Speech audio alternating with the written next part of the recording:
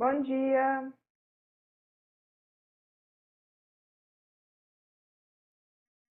Bom dia, pessoal. Tudo bem?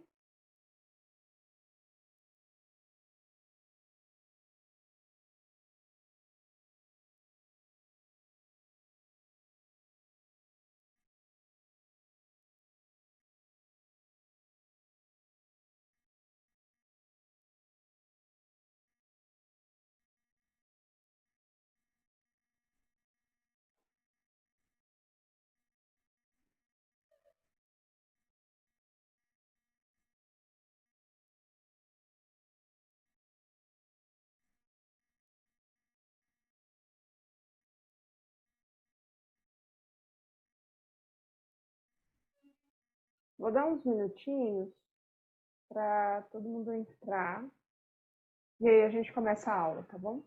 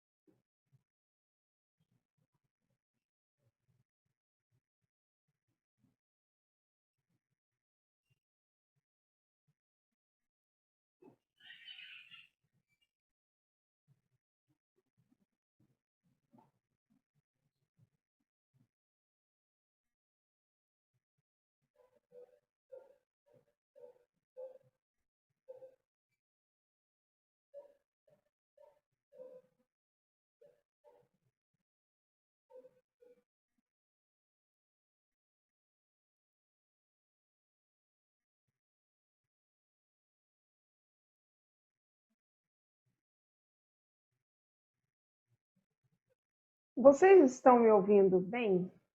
Pode responder pelo chat, tá? Eu só quero tirar essa dúvida.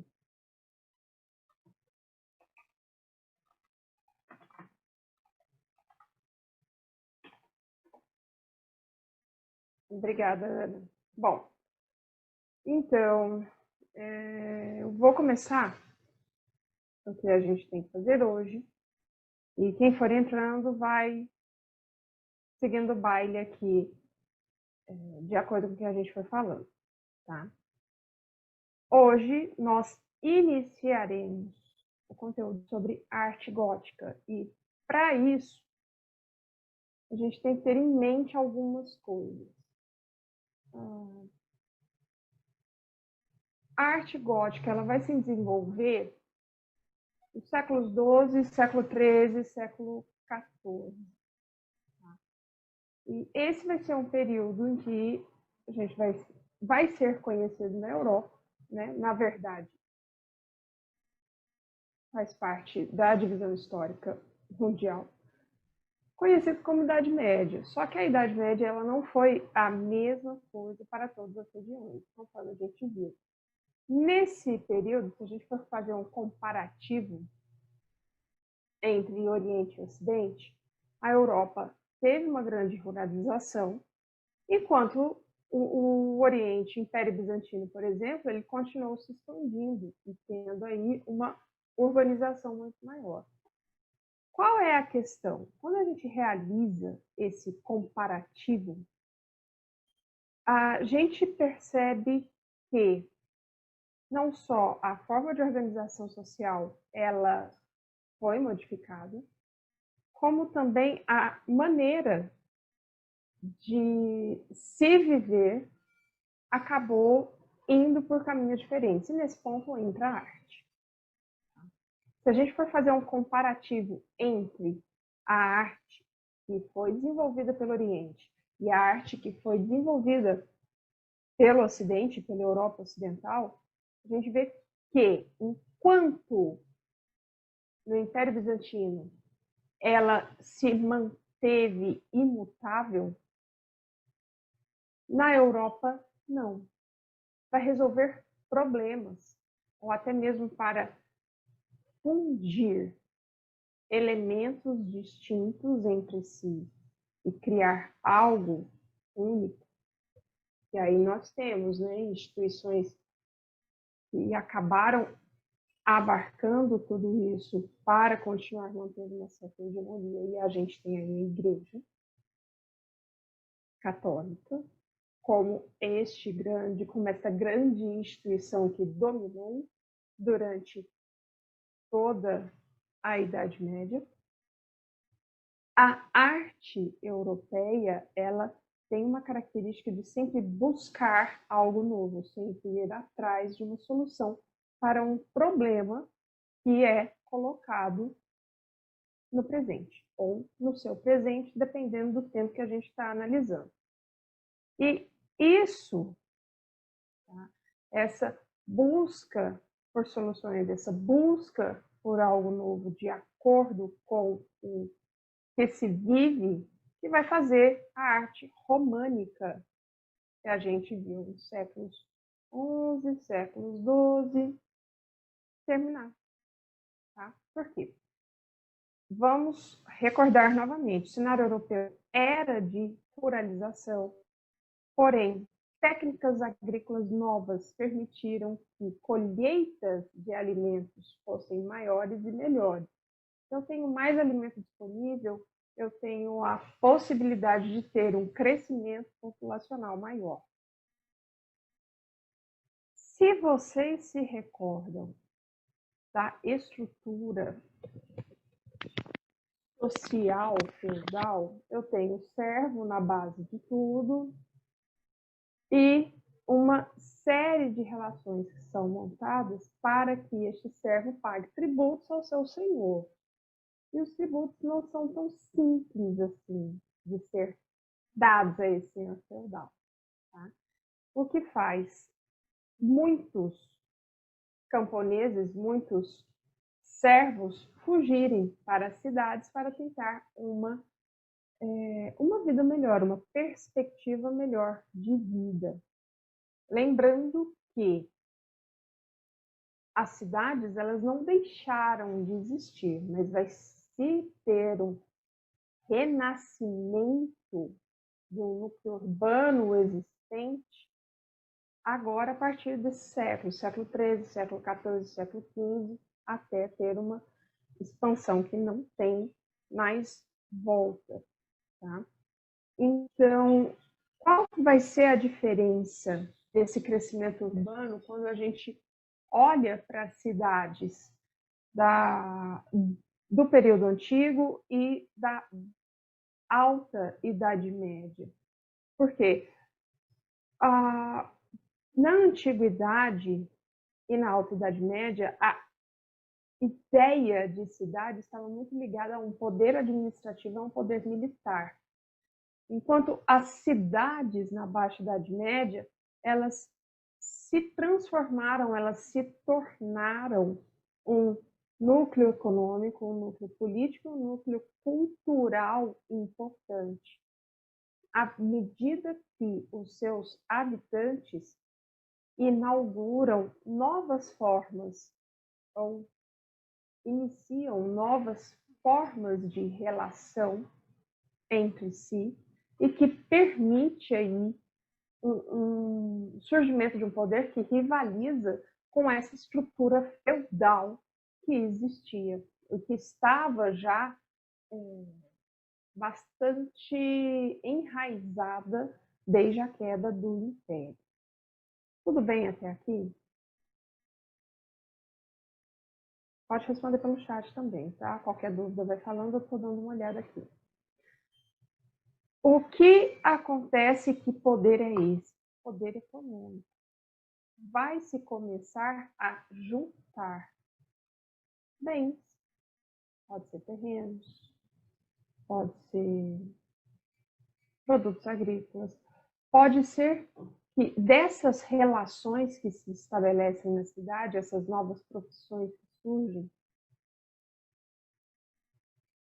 algumas pessoas vão começar a acumular riquezas, e não são pessoas que estão necessariamente ligadas a famílias importantes, a senhores feudais de peso ou a uma aristocracia que foi mantida, mas pelo poder econômico que elas foram juntando ao longo do tempo, elas vão começar a rivalizar com estas pessoas ou esses estamentos sociais que estão acima da grande massa da população que habita ali a Europa nessa baixa Idade Média. Tá?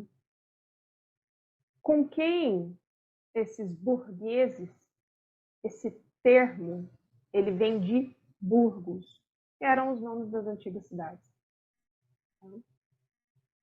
Com quem estes burgueses irão rivalizar?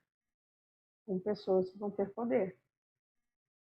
Senhor feudal, e no caso das cidades, vão rivalizar com o poder do bispo, para quem aquela cidade, ou quem em determinada cidade era o grande manda-chuva.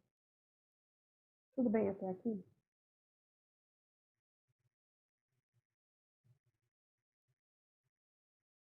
Então, vou continuar. Olha só, estas mudanças não aconteceram assim, do dia para a noite. Foram graduais. E mesmo quando a gente fala em um abandono do campo para as cidades, isso tem que ser visto com muito cuidado, porque a Europa ainda vai continuar extremamente ruralizada, mesmo com este renascimento urbano. Apenas 20% da população europeia, nesse período, vai estar dentro de uma cidade ou dentro de um burgo. Tá?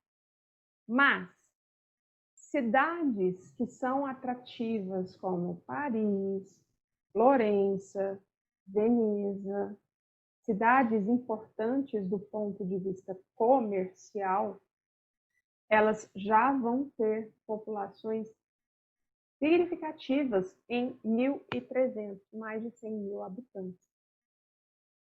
Certo? Isso leva a gente a um segundo ponto, porque hoje a gente vai falar de arquitetura gótica. E vão haver algumas diferenças arquitetônicas entre o que era desenvolvido na arquitetura românica e o que passou a ser feito na arquitetura gótica. E qual é esse outro ponto que eu gostaria de discutir com vocês? O porquê de se dar tanta importância à construção e à decoração dessas igrejas, ou em procurar soluções para construções que estão ligadas a, digamos assim, a uma preocupação espiritual. Tá? É importante, eu creio até necessário, a gente se lembrar do que, quais eram as características dessa sociedade e dessa população. Quando o Império Romano do Ocidente cai, todo o continente se fragmenta, toda a Europa se fragmenta. Então, eu tenho a divisão desse reino, desse império, em vários reinos, em que cada um tem uma organização própria. Porém, mesmo que sejam reinos, eu não tenho figuras centrais, eu não tenho um rei que governa de fato. Eu tenho a organização de todo um sistema de vassalagem em que um senhor feudal presta juramentos a outros, e assim sucessivamente, até eu ter um alcance ao rei, a uma família real. E se forma uma política de alianças que vai se forjando principalmente através de casamentos e laços de consanguinidade. Tá? Onde estava esse poder político de fato? Por muito tempo ficou na mão do senhor feudal. O rei, ele era rei, mas ele não governava, ele era um senhor feudal do seu lugar também. Ele era reconhecido como. E aí Se por um acaso eu estiver falando alguma coisa em contrário do que vocês viram, o que vocês estão vendo em história? Só para eu me posicionar aqui rapidamente. Pode responder pelo chat, gente.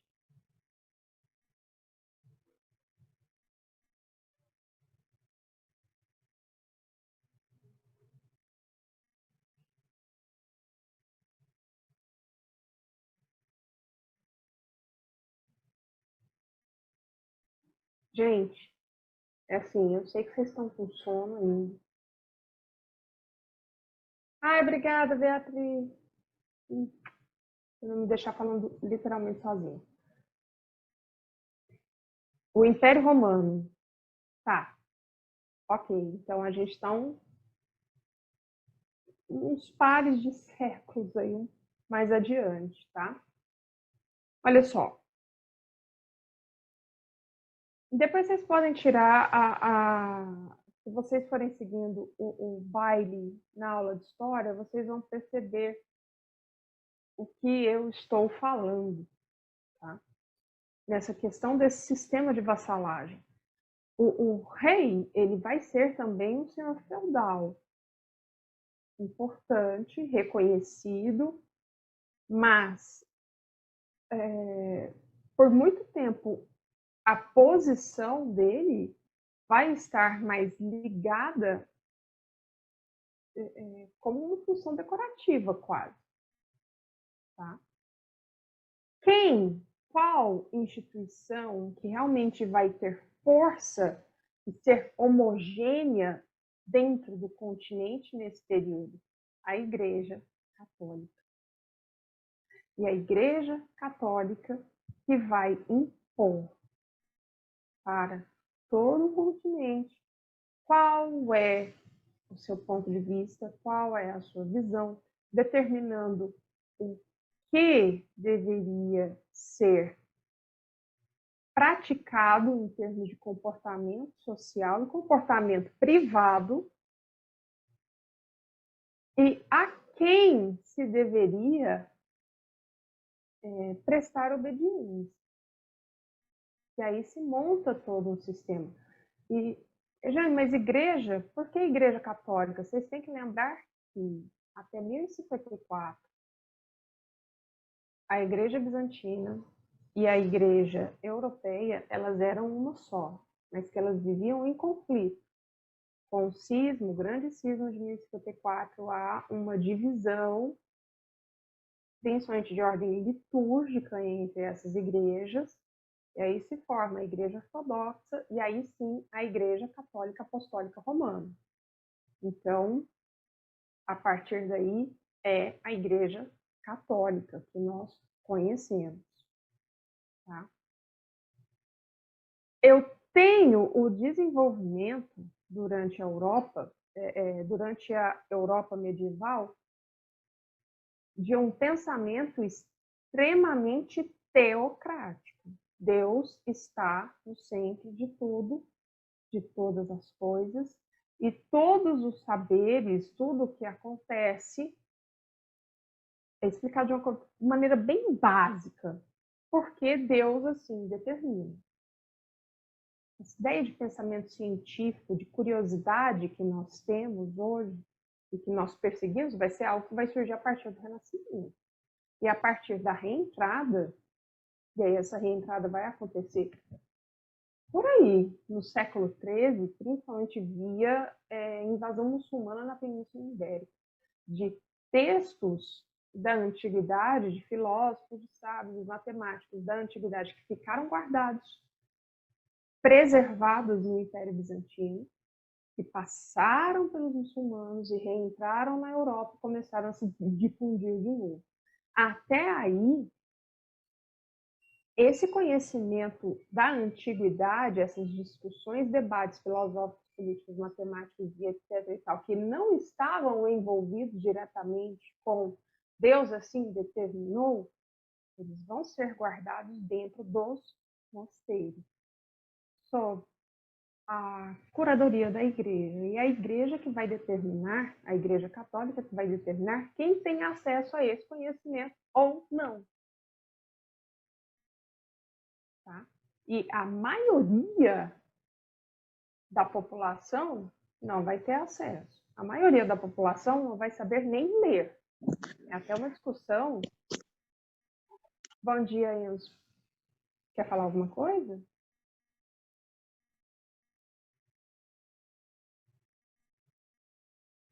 Se quiser falar, é só abrir o áudio, tá?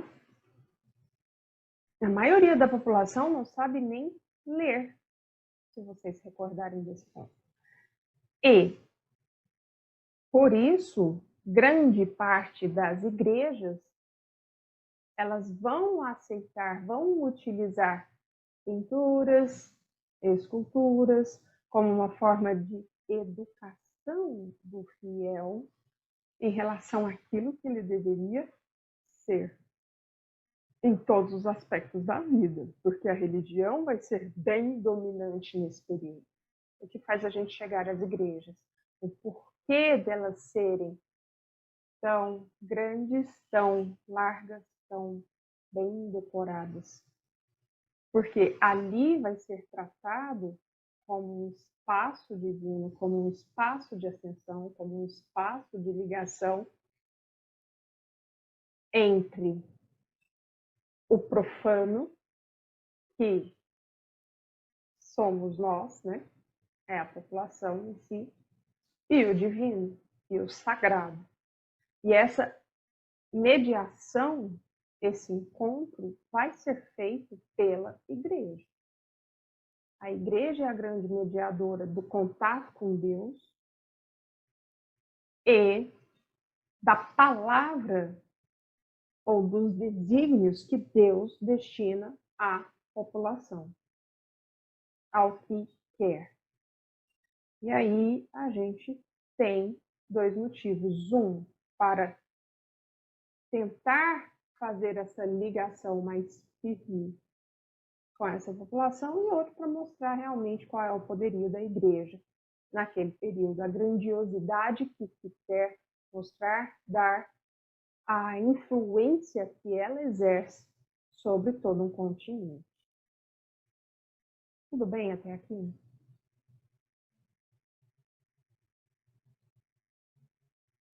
Tudo, professor. Show! Bacana.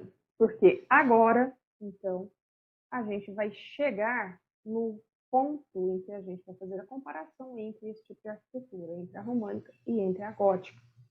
Porque existem aspectos diferenciados na construção arquitetônica de ambas. Tá? E qual vai ser a grande característica da arquitetura gótica? O tipo de arco que ela constrói e que vai ser chamado, peraí, deixa eu limpar minha tela, de arco ogival, que é esse arquinho aqui que vocês estão vendo. Tá? O que acontece exatamente no arco ogival? São dois arcos iguais que eles se ligam aqui, nesse ápice. Tá? Eles se cortam. Se a gente não tivesse esse corte, o arco ia seguir um para cá e outro para cá. Porém, eu tenho esse corte, essa união aqui. Tá? Onde que esse estilo vai surgir? Na França, em 1140, na construção da abadia de Saint-Denis, que é essa abadia aqui. Pelo menos a fachada da abadia. Deixa eu achar a bonitinha. Essa. Que é essa abadia. Por quê? Além do uso dos arcos ogivais, porque os arcos em si, eles permitem, tá, que eu tenha a construção de igrejas mais altas que as igrejas românicas. Então, eu tenho essa ligação espiritual feita de uma maneira mais orgânica, digamos assim. Além disso, vai se construir igrejas com 3 portais, aqui indicados, com acesso a 3 naves distintas, 2 naves laterais e uma nave central. Eu tenho a continuação das portas laterais por altas torres. Aqui em Saint-Denis eu tenho apenas uma torre, essa aqui não tem. Mas em outras igrejas, como a Notre-Dame de Paris, a Notre-Dame de Chartres, dá para vocês perceberem as torres em cima dos dois portais laterais. Vou ter a utilização da rosácea, que é esse vitral aqui no meio, sobre o portal central. Esse vitral ele é característico do estilo gótico e ele tem esse nome porque ele vai se assemelhar a uma flor. A utilização da abóbada de nervuras, que vai ser isso aqui. É esse tipo de abóbada que vai deixar aparente exatamente os nervos. Deixa eu ver se eu tenho uma outra imagem que mostra a diferença, pelo menos por dentro da igreja. Deixa eu ver se aqui vai mostrar. Ó, aqui nessa, vocês estão vendo o teto aqui? Assim, aqui é a parte lisa e essa parte mais escura, ela marca bem o encontro do arco. Isso aqui vai ser a nervura. Ok até aqui?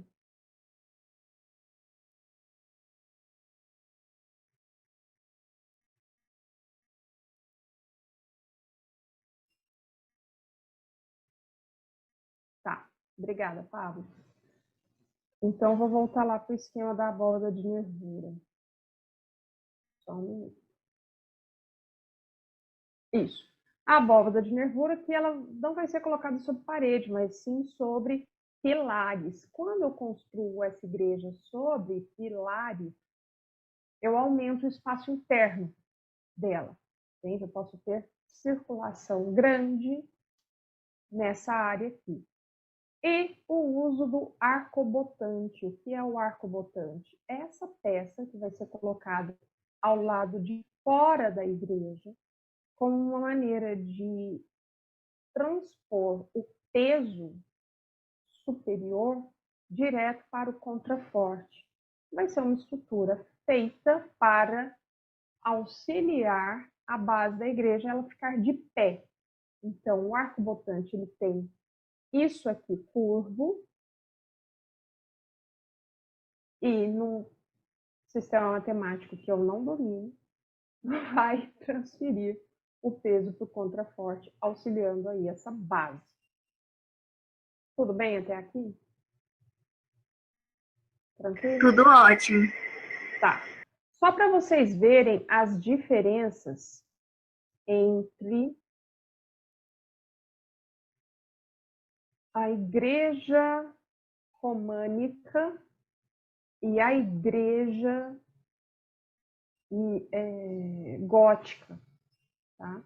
Aqui o teto foi rebatido e metade foi rebatido para vocês verem as estruturas.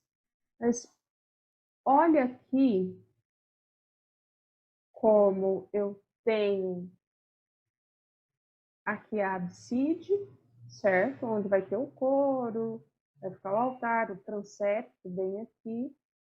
A torre que era construída, a torre ou a cúpula aqui na igreja românica que foi construída, ela foi rebatida para mostrar por dentro. E como eu tenho um esquema de iluminação, um portal único de entrada, certo? Ou a utilização da abóbada de berço. E aqui ao lado, do lado direito da tela, a maneira como vai ser construída a igreja gótica. Aqui estão as torres que indicam a entrada das naves laterais. Então, a frente da igreja está de costas para a gente, né? Se a gente for perceber isso. Então, tem janela, a rosácea vai estar nessa fachada. Aqui a entrada, o transepto continua, a cúpula ou a torre do transepto está aqui. Aqui, olha, eu tenho saídas laterais, possíveis alpendres e saídas laterais.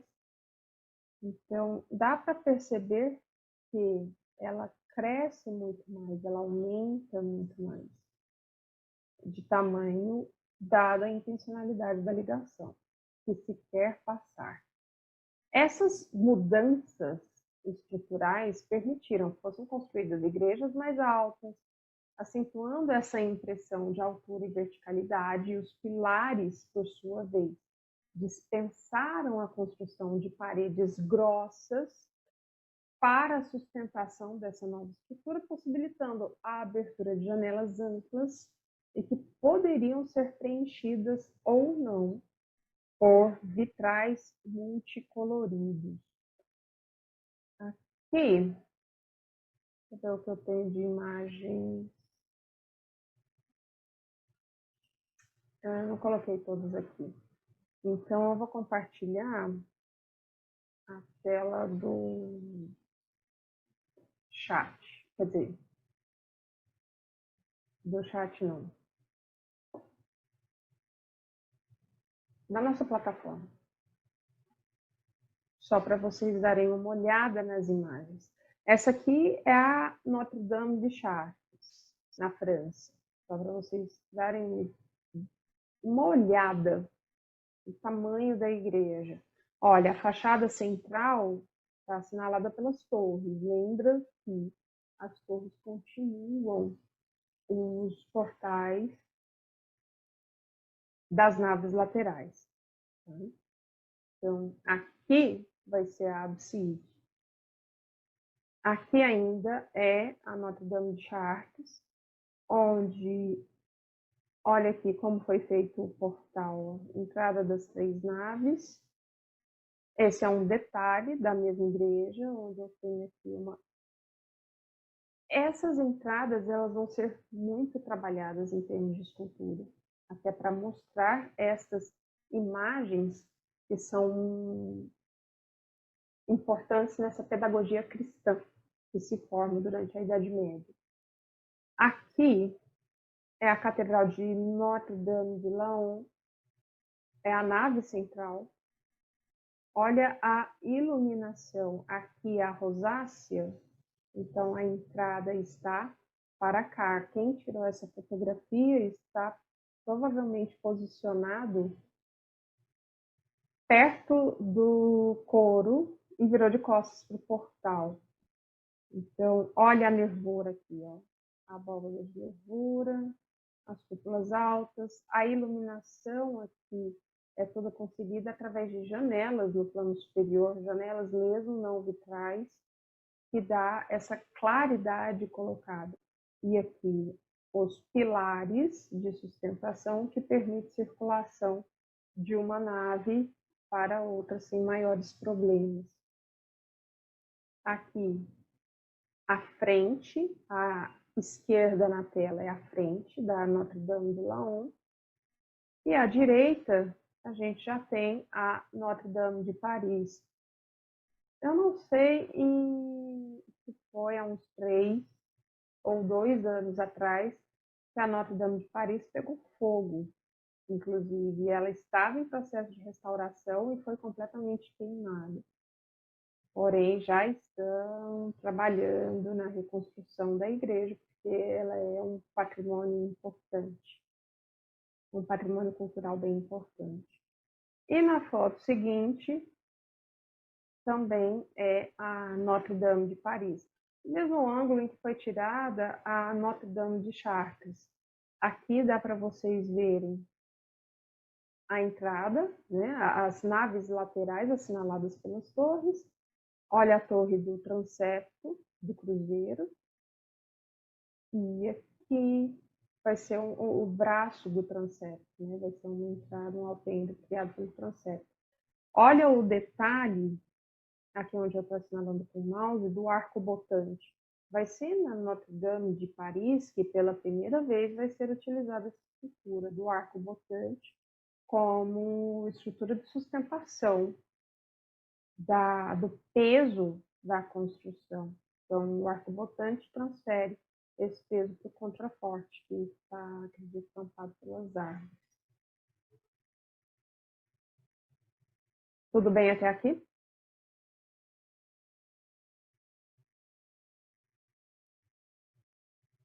Bom, vou seguindo, tá? Qualquer coisa vocês avisam. Agora, no século XIII, o estilo gótico ele já estava completamente amadurecido, ele já estava ricamente decorado por vitrais e esculturas.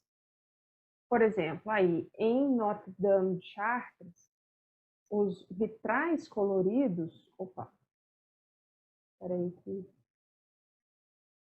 fiz uma coisa pensando em fazer outra. Agora sim.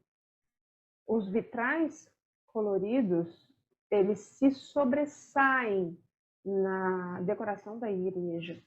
Porém, existem dois que são mais importantes. Um que retrata a Maria, com Jesus no colo, e esse que é a árvore de Jessé, que seria uma espécie de árvore genealógica de Jesus. E a combinação das cores predominantes nos vitrais lançam uma iluminação violeta sobre as pedras da construção, suavizando a dureza da pedra que ergue o edifício. É interessante a gente pensar nesse método de construção dos vitrais, porque enquanto se tem, quando a gente faz a comparação com o mosaico, principalmente o mosaico bizantino, a gente tem a identificação ou o desejo de inspirar no seu espectador uma atitude de respeito e quase obediência àquelas imagens que estão ali. O vitral colorido, né, quando se faz esse vitral e se coloca na igreja gótica, o jogo de luzes lança uma outra possibilidade de calma, de serenidade às pessoas que estão frequentando aquele prédio. Dá esse sentimento de quietude, entende? Ele suaviza um pouco, se exige respeito, sim, mas se suaviza um pouco a postura da pessoa que frequenta aquele lugar. Seguindo, tá? Na segunda metade deste século, ou seja, do século XIII, o gótico desenvolvido na França ele vai receber o nome de radiante, devido ao rendilhado das grandes rosáceas e das delicadas, essa abóbada de nervuras, ela vai ser tão bem trabalhada que vai se tornar cada vez mais suave de se ver, né? Então, se combina as colunas com amplas áreas de vitrais e entre desse estilo arquitetônico do radiante, o maior exemplo que a gente vai ter é a Sainte-Chapelle em Paris. Aqui são imagens do interior da Sainte-Chapelle. Olha aqui, a nervura é quase como se fosse um trabalho filetado a ouro, a prata, filetado trabalhado com fios, né? Bem delicados de ouro. Essa aqui é a rosácea, então aqui eu tenho a nave central, a entrada, né? O portal da nave central. E aqui por dentro, olha a riqueza dos vitrais que tem nessa igreja. Agora, a Itália, ela vai começar a desenvolver a sua arte gótica um pouco mais tardiamente. Por quê? Ela está muito mais próxima do Império Bizantino. Se vocês se lembrarem, Ravenna, inclusive, foi conquistada pelos justinianos e ela tem uma troca cultural, não só a Ravenna, mas a península inteira, ela vai ter uma troca cultural muito maior com o Oriente do que com o Ocidente. O que não quer dizer que ela não vai desenvolver a sua arquitetura ou a sua arte gótica. Vai, porém um pouco mais tarde. E essa base de conhecimento, tradição e troca entre a arte desenvolvida na Península Itálica e a arte bizantina vai permitir que ela não só absorva tudo o que estava sendo produzido em termos de arte em outros lugares, em áreas mais ao norte do continente, como ainda também vai conseguir transformar isso, tá? De uma maneira muito mais revolucionária. É interessante a gente pensar que com a queda do Império, a unidade da península se fragmenta, então se transforma em várias repúblicas, vários feudos, vários pequenos países entre si, que ainda têm uma herança cultural comum, mas diferentes poderes políticos atuando. E essa fragmentação faz o centro político e cultural unitário europeu ele se transferir principalmente para a França neste período, tá? Então vai ter uma irradiação muito maior dessa cultura medieval, da maneira medieval de ser, a partir da França, da arte e assim sucessivamente. Bom, voltando ao caso italiano, a construção mais representativa da arquitetura gótica vai ser a Catedral de Milão, que é gigantesca. Super gigantesca. Vamos lá para algumas imagens. Para vocês terem ideia, ela tem 45, chegando a 45 metros de altura. Cadê a foto? É aqui, achei. Essa aqui vai ser a catedral. Ela tem 5 naves, não é uma foto que dá para ver toda a fachada, mas aqui eu tenho a nave central e aqui vocês conseguem ver 2 entradas das naves posicionadas à direita, né, do observador, e aqui aqui não dá para ver muito bem, mas aqui se segue as próximas 2 naves. E 40 pilares, 40 ou 45? 40. Aqui é um detalhe da Catedral de Milão. Aqui já perto da abside, aqui dá para ver aqui uma capela perto da abside. Aqui. Essa é a nave central. Olha a quantidade de pilares de sustentação. É um detalhe do pórtico, de um dos pórticos da catedral. Muitas estátuas, muitas esculturas, muitas imagens. E aqui também a decoração dos vitrais, né? A decoração feita com vitrais, mostrando aí cenas, imagens bíblicos ligados à história do Anticristo.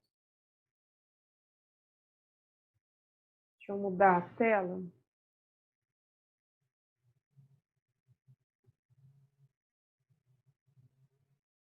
Eu acho que dá para ver outras imagens.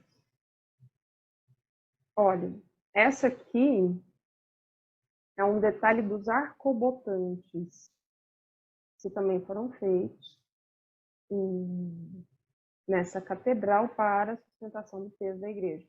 E os arcobotantes, que é esse primeiro aqui, olha como eles são todos decorados, fora as estátuas, todas as pontas. Essa catedral ela tem 136 pontas ornamentadas com esculturas diferentes. Ela começou a sua construção no século XIV e foi finalizada somente no século XIX. Tá? E é uma das construções góticas mais complexas do continente europeu. Enfim, no século XV, o gótico ele deixou de ser exclusivo dos edifícios religiosos e foi adotado também em residências. Em Veneza, um palácio conhecido como Ca' d'Oro, que seria um nome, na verdade seria Casa d'Oro, não Casa de Ouro. Deixa eu ver se eu acho aqui. Achei. Então, ele foi erguido sobre o grande canal de Veneza e é o principal canal da cidade. Ele é considerado o mais belo edifício gótico de Veneza. Hoje, Ele não é uma residência particular, ele é uma área pública e está aberta à visitação. Enfim, meninos, sobre a arquitetura gótica, algum problema, alguma dúvida, algo que vocês queiram perguntar?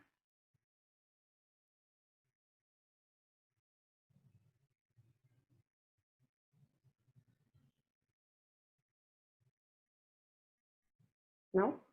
Bom, eu já deixei preparado lá na aba de avaliações uma atividade sobre essa aula. Então, entrem e façam com cuidado, por favor, a mesma coisa que eu peço, assim. Está em dúvida, veja a aula, se está em dúvida, assista, leia o livro, leia o PDF, busque informação antes de responder, não responda de qualquer maneira. Tá? Eu fico por aqui. Quaisquer dúvidas, mandem mensagem no fórum. Beijos e até a semana que vem, tá bom?